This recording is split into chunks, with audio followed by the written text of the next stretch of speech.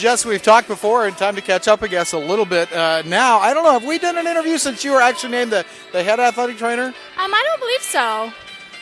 Duties, I assume, are different. Are they heavier, or does it put a little bit more weight on your shoulders?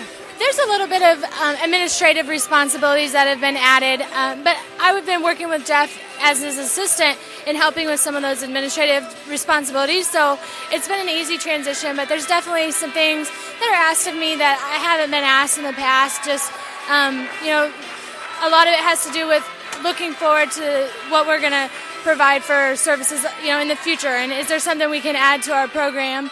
Obviously, the interviewing, we're at a stage right now, our grad assistants are going to be graduating and moving on, so we're going to be hiring 2 new people, bringing them in, and so those are things that are now my responsibility, and something I assisted with in the past, but now is kind of my job. So you're talking about having vision for your program. Just always trying to see if there's something out there. Nothing specific really is on the plate yet, but just having conversations with people and seeing what we can offer to our student athletes that we haven't been able to offer in the past, but nothing specific. Let's break it down a little bit and talk about your 2 GAs that are now going to move on at the end of the year. Roland Walker and Shay Rasmussen are going to be looking for their own jobs here. What have they meant to the program over the last couple of years? They have been incredible.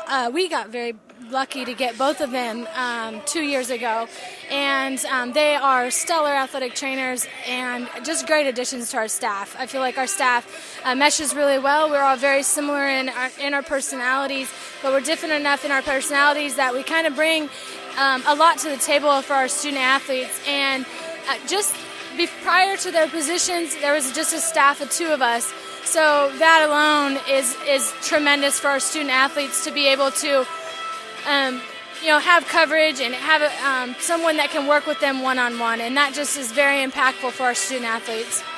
Jessica DeWitt is with us here at halftime, and are we replacing both of them, or are we going to bring in 2 new GAs?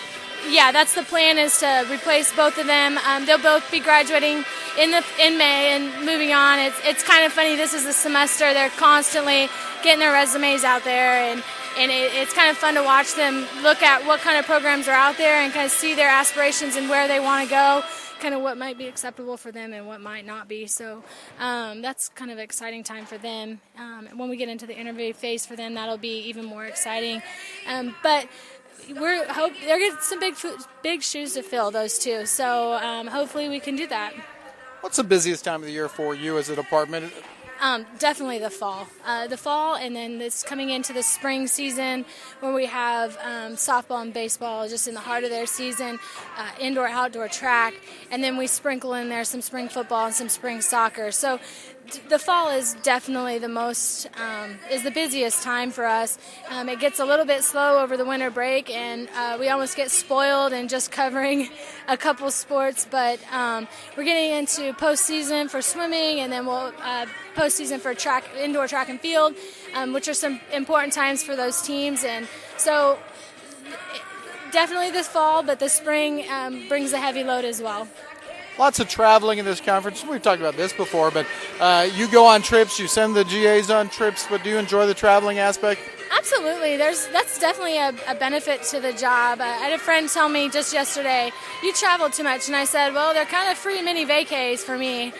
Just getting away and being able to focus on just 2 teams for the weekend. Our conference has taken me to places, part of the country that I've never even been before. So that, as we moved into the GLVC over the last several years, there's places that I've been excited to travel to. I'm actually going to be making the trip next weekend with the basketball team up to Parkside in Lewis, and surprisingly enough, different things have happened in the past years that I've never been able to make that trip. So this is actually my first time traveling to Lewis and to Wisconsin Parkside, so I'm excited about that. I don't know about the snow that we might encounter, but I'm excited about that. And, traveling is huge for our teams. Adding the 2 grad assistants has allowed us to travel with both our softball team, our baseball team, and then also our volleyball team. And I think if you ask those student athletes how that is impacted on it, would be nothing but positive. They get the attention that they feel like they need. They're getting what they need on the road as well as what they need at home. So it's a tremendous impact. Head athletic trainer Jessica DeWitt is our guest here at halftime. And is concussion still the most talked about part of your job right now?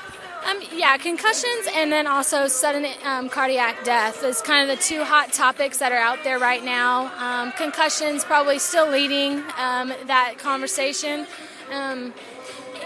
It's out there. It's a scary injury. It definitely is. I would probably classify it as my least favorite. It's just hard to, evaluate, and it's hard to determine, when is a safe time for the student athlete to go back, because oftentimes it's a little bit later than the student athlete maybe feels like they are. And so those are always hard conversations to have with the student athletes. But, explaining to them that this is not a decision on whether or not you play basketball, for instance, tonight. This could be whether or not you live the rest of your life if you come back too soon. And so to kind of have that conversation with them and educating them on that is very helpful in that conversation, but still difficult nonetheless. Are you entirely impressed by the fact that I've remembered to call you Jessica DeWitt instead of Jessica Gracia? It's kind of funny. I haven't legally changed my name yet, so sometimes I don't know what my name is. And it brings me to a point that you were just married. Going back last summer now? Yeah, July 30th we got married, and one of the Chelsea Meeks was just talking to me in the training room, and she said Jessica Gracia, I mean DeWitt. So the kids are getting used to it.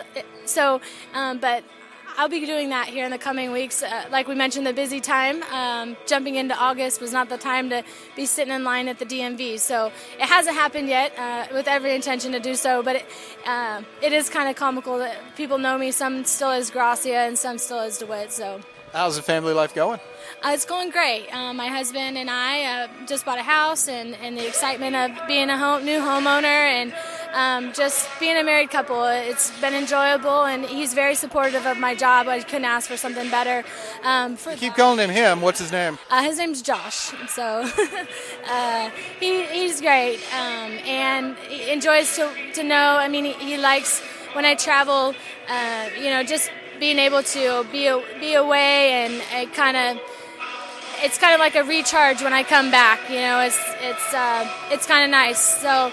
And his support, I'm blessed to have his support in my profession. So, well, we're blessed to have you, and thank you for taking the time. No problem. Thank you very much. Jessica Gracia DeWitt, I'll use them all, has been our guest here, and we'll be back with more in a moment.